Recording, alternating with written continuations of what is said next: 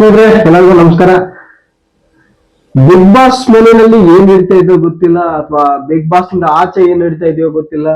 Big boss ಒಳಗಡೆ ಗಿಲ್ಲಿ ಅವರ entertainment ನೋಡಿ ಅವರ ಆಚೆ ಅಂದ್ರೆ ಬಿಗ್ ಬಾಸ್ ಹೊರಗಡೆ ಒಂದು ಫ್ಯಾನ್ ಪೇಜ್ ಅವ್ರ ಫ್ಯಾನ್ ಫಾಲೋಯಿಂಗ್ ಇನ್ಸ್ಟಾಗ್ರಾಮ್ ಅಲ್ಲಿ ಸೋಷಿಯಲ್ ಮೀಡಿಯಾ ಪ್ರತಿಯೊಂದರಲ್ಲಿ ಬರ್ತಾ ಬರ್ತಾ ದಿನೇ ದಿನೇ ಫ್ಯಾನ್ಸ್ ಹೆಚ್ಚಾಗ್ತಾ ಇದ್ದಾರೆ. ಬಟ್ ಒಂದ್ ಕಡೆ ಇನ್ನೊಂದು ಅನದರ್ ವೇ ನೋಡಕ್ ಹೋದ್ರೆ ಒಂದು ಗಿಲ್ಲಿಯವರು ಗಿಲ್ಲಿಯವರು ಮತ್ತೆ ಇನ್ನೊಬ್ರು ಇದಾರಲ್ಲ, ಕರ್ನಾಟಕ ರಕ್ಷಣಾ ವೇದಿಕೆಯ ಸದಸ್ಯರು ಅಶ್ವಿನ ಗೌಡ ಅವರು, ಅವರೇ ಗೆಲ್ಬೇಕು ಅಂತ ಒಂದು ಷಡ್ಯಂತ್ರ ಏನೋ ನಡೀತಾ ಇದೆಯಂತೆ. ಷಡ್ಯಂತ್ರ ಅಂದ್ರೆ ಯಾವ ತರ ಅಂದ್ರೆ, ದುಡ್ಡು ಕೊಟ್ಟು ಅವ್ರನ್ನ ಗೆಲ್ಸಿ ಒಂದು ಬಿಗ್ ಬಾಸ್ ನ ವಿನ್ನರ್ ಮಾಡಿಸ್ಬೇಕು ಅಂತ ಒಂದು ಷಡ್ಯಂತ್ರ ನಡೀತಾ ಇದ್ದಾರೆ. ಸೊ ಆ ಷಡ್ಯಂತ್ರ ಏನು, ಗಿಲ್ಲಿ ಅವರು ಗೆಲ್ಲಲ್ವಾ, ಅಶ್ವಿನಿ ಗೌಡರು ಗೆಲ್ತಾರ, ಇದ್ರ ಷಡ್ಯಂತ್ರದಿಂದ ಯಾರ್ಯಾರೆಲ್ಲ ಇದ್ದಾರೆ ಪ್ರತಿಯೊಂದನ್ನು ವಿಡಿಯೋದಲ್ಲಿ ನೋಡ್ತಾ ಹೋಗೋಣ. ದಯವಿಟ್ಟು ಯಾರೆಲ್ಲ ಹೊಸಬ್ರೆಲ್ಲ ಇದ್ದೀರಾ, ಒಂದು ಕಳಕಳಿಯ ಮನವಿ, ದಯವಿಟ್ಟು ಯೂಟ್ಯೂಬ್ ಚಾನೆಲ್ ಸಬ್ಸ್ಕ್ರೈಬ್ ಮಾಡ್ಕೊಂಡು ನೋಡಿ. ಅಂದ್ರೆ ಇದೇ ತರ ವಿಡಿಯೋಗಳನ್ನ ನಾನು ಪ್ರತಿದಿನ ಮಾಡ್ತಾ ಇರ್ತೀನಿ. ಅಂದ್ರೆ ನೀವು ಸಬ್ಸ್ಕ್ರೈಬ್ ಮಾಡೋದ್ರಿಂದ ನನಗೂ ಸ್ವಲ್ಪ ಮೋಟಿವೇಶನ್ ಸಿಕ್ಕಾಗುತ್ತೆ. ಬನ್ನಿ, ತಡ ಮಾಡೋದು ಬೇಡ, ವಿಡಿಯೋ ಸ್ಟಾರ್ಟ್ ಮಾಡೋಣ. ಸೊ ಫಸ್ಟ್ ಆಫ್ ಆಲ್ ಹೇಳ್ಬೇಕು ಅಂತಂದ್ರೆ, Gilli is a pure entertainment guy, no doubt about it all. Ashwini ಅವ್ರಿಗೆ ಏನಂತಾನೆ ಗೊತ್ತಾಗ್ತಿಲ್ಲಪ್ಪ ನಾನು ನಿಜವಾಗ್ಲು.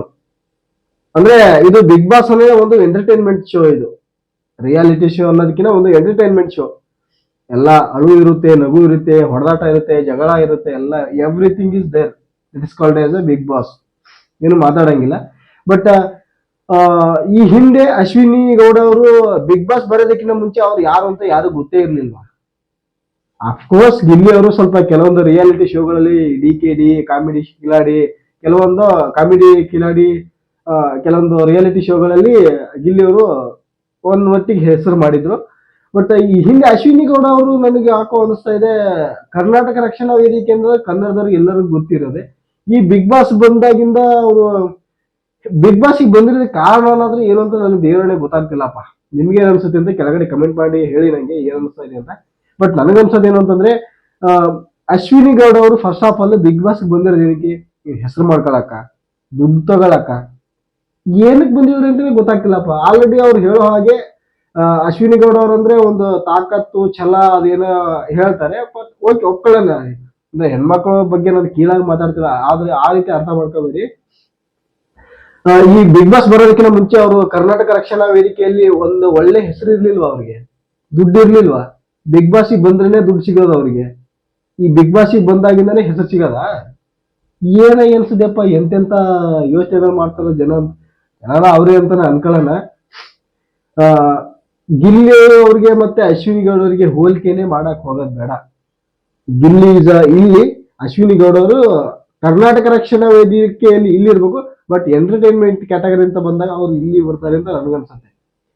ಓಪನ್ ಆಗಿ ಹೇಳ್ತಾ ಇದೀನಿ ಸ್ನೇಹಿತರೆ, ನನ್ನ ಒಂದು ಸುದೀಪ್ ಸರ್ಗೆ ಒಂದು ನನ್ನ ರಿಕ್ವೆಸ್ಟ್ ಅಂತ ಹೇಳ್ತೀನಿ. ಇದು ದಯಮಾಡಿ ಗಿಲ್ಲಿ ಅವ್ರನ್ನ ಗೆಲ್ಲಿಸಿಲ್ಲ ಅಂದ್ರೆ, ಸುದೀಪ್ ಸರ್ ಅವರೇ ದಯವಿಟ್ಟು ನೀವು ನೋಡ್ತಿದ್ರೆ, ಅವ್ರು ನೋಡಲ್ಲ ಅಂತ ನನಗೆ ಗೊತ್ತು. ಬಟ್ ನನ್ನ ಒಂದು ಮನವಿ ಸುದೀಪ್ ಸರ್ಗೆ, ಗಿಲ್ಲಿ ಅವ್ರನ್ನ ಗೆಲ್ಲಿಸಿಲ್ಲ ಅಂತಂದ್ರೆ ಅವ್ರಿಗೇನು ಫ್ಯಾನ್ಸ್ ಯಾವ ರೇಂಜ್ಗೆ ಅವರ ಅಭಿಪ್ರಾಯನ ವ್ಯಕ್ತಪಡಿಸ್ತಾ ಇದ್ದಾರೆ ಹೊರಗಡೆ ಅಂತ ಕೇಳಿದ್ರೆ, ರಾಜಕೀಯವಾಗಿ ಅಥವಾ ಕರ್ನಾಟಕ ರಕ್ಷಣಾ ವೇದಿಕೆಯ ಒಂದು ಸಂಘಟನೆ ಇದೆಯಲ್ಲ, ಆ ಸಂಘಟನೆಯಿಂದಾಗಿ ಅಶ್ವಿನಿ ಗೌಡ ಅವ್ರನ್ನ ಗೆಲ್ಲಿಸಲೇಬೇಕು ಅಂತ ಒಂದು ಏನೋ ಷಡ್ಯಂತ್ರ ನಡೀತಾ ಇದೆ ಅಂತ ಒಂದು ನ್ಯೂಸ್ ಬರ್ತಾ ಇದೆ, ಎಲ್ಲಾ ಕಡೆ ಓಡಾಡ್ತಾ ಇದೆ, ಎಲ್ರು ಆಲ್ರೆಡಿ ಗೊತ್ತಿರೋದೆ. ಬಟ್ ನನಗನ್ಸೋದು ಏನಂತಂದ್ರೆ, ಬೇಡ ಸರ್, ಇದು ರಿಯಾಲಿಟಿ ಶೋ ಅನ್ನೋದು ಯಾವ್ದು ರಾಜಕೀಯ ಕೈವಾಡ ಅಲ್ಲ, ಇನ್ನೊಂದು ಯಾವ್ದೋ ಸಂಘಟನೆಗಳ ಕೈವಾಡ ಅಲ್ಲ. ಬಿಗ್ ಬಾಸ್ ಅನ್ನೋದು ಒಂದು it's a pure entertainment show. ಇದು ಎಲ್ಲ ಆಗ್ಲೇ ಹೇಳ್ದಂಗೆ ಜಗಳ ಇರುತ್ತೆ, ಗುದ್ದಾಟ ಇರುತ್ತೆ, ಅಳೋದಿರುತ್ತೆ, ನಗೋದಿರುತ್ತೆ. It's totally pure entertainment platform ಇದು. ಬಟ್ ಈ ಪ್ಲಾಟ್ಫಾರ್ಮ್ ನ ನೀವು ರಾಜಕೀಯವಾಗಿ ಬಳಸ್ಕೊಂಡ್ರೆ ಅಥವಾ ದುಡ್ಡಿಗೋಸ್ಕರ ಬಳಸ್ಕೊಂಡ್ರೆ, ದುಡ್ಡಿಗೋಸ್ಕರ ಏನ್ ಕಮ್ಮಿ ಇದೆ ಸ್ವಾಮಿ, ಬಿಗ್ ಬಾಸ್ಗೆ ದುಡ್ಡು ಕೊಟ್ಟು ಗೆಲ್ಲಿಸ್ಕೋಬೇಕಾ? ನಾನು ಓಪನ್ ಚಾಲೆಂಜ್ ಹೇಳ್ತಾ ಇದ್ದೀನಿ, ಗಿಲ್ಲಿ ಅವ್ರ ತರ ಎಂಟರ್ಟೈನ್ಮೆಂಟ್ ಇಡೀ ಬಿಗ್ ಬಾಸ್ ಹಿಸ್ಟ್ರಿನಲ್ಲೇ ಯಾರು ಮಾಡಿದಕ್ಕೆ ಸಾಧ್ಯನೇ ಇಲ್ಲ ನನ್ಗನ್ಸೋದು. ಯಾಕಂದ್ರೆ ನಾನು ಸ್ವಲ್ಪ ಅವಾಗವಾಗ ನೋಡ್ತಾ ಇರೋದು, ಈ ಹಿಂದೆ ನಮ್ಮ ಉತ್ತರ ಕರ್ನಾಟಕದವರು ಹನುಮಂತ ಅವರು ಇದ್ರಲ್ಲ, ಹನುಮಂತ ಅವರೇ ಒಂದು ರೇಂಜ್ಗೆ ಎಂಟರ್ಟೈನ್ಮೆಂಟ್ ಕೊಡ್ತಾ ಇದ್ದಾರೆ ಅಂದ್ರೆ, ಅವ್ರಿಗಿನ ಒಂದು ರೇಂಜ್ಗೆ ಜಾಸ್ತಿ ಇದೆ ಇವ್ರು ಗಿಲ್ಲಿ ಅವ್ರದ್ದು. ಯಾಕಂದ್ರೆ ಈ ಹಿಂದೆ ನಾನು ಗಿಲ್ಲಿಯವ್ರನ್ನ ನಾನು ಬಿಗ್ ಬಾಸ್ ಅಲ್ಲಿ ನೋಡ್ತಾ ಇಲ್ಲ ಸ್ನೇಹಿತರೆ. ಇದಕ್ಕಿಂತ ಮುಂಚೆ ಎಷ್ಟೋ ಕಾಮಿಡಿ ಕಿಲಾಡಿ ಶೋಗಿಂತ ಮುಂಚೆ ಯೂಟ್ಯೂಬ್ ಇಂದ ನಾನು ಗಿಲ್ಲಿಯವ್ರನ್ನ ನೋಡ್ತಾ ಇದ್ದೀನಿ. ಒಂದ್ 5-6 ವರ್ಷದ ಮುಂಚೆಯಿಂದನೂ ನೋಡ್ತಾ ಇದ್ದೀನಿ ಗಿಲ್ಲಿಯವರು. ಯೂಟ್ಯೂಬ್ ಅಲ್ಲಿ ಕಾಮಿಡಿ ಮಾಡ್ಕೊಂತ ಒಂದು ಅವ್ರು ಬಂದಿರ್ತಕ್ಕಂಥ ಕಷ್ಟ ಇದೆಯಲ್ಲ, ಏನು ಮಾತಾಡಂಗೆ ಇಲ್ಲ ನಾವು. ಒಂದ್ ವೇಳೆ ಗಿಲ್ಲಿ ಗೆಲ್ಲ ಅಂತ ಅನ್ಕೊಳ್ಳಿ, ಬಿಗ್ ಬಾಸ್ಗೆ ಯಾವ ರೇಂಜಿಗೆ ಚೀಮಾರಿ ಹಾಕ್ತಾರೆ ಅಂದ್ರೆ ಗಿಲ್ಲಿ ಫ್ಯಾನ್ಸು. ನಾನು ಈ ಕೆಟ್ಟದಾಗಿ ನಾನು ರೋಸ್ಟ್ ಮಾಡೋದಾಗ್ಲಿ ಅಥವಾ ಬೈಯೋದಾಗ್ಲಿ ಮಾಡ್ತಾ ಇಲ್ಲ.